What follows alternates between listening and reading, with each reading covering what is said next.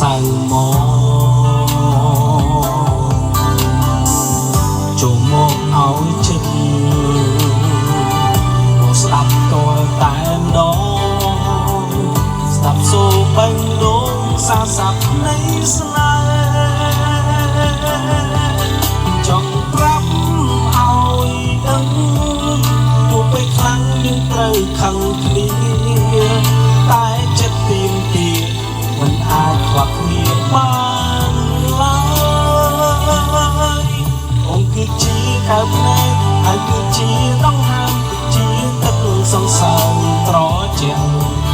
ពិភពលោកនៃបងតែម្នាក់ដែលបងឆ្លាក់ចូលមានថ្ងៃរលត់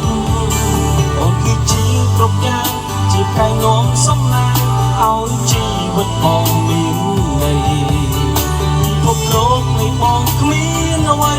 ស្មើថ្លៃឡើយសារពី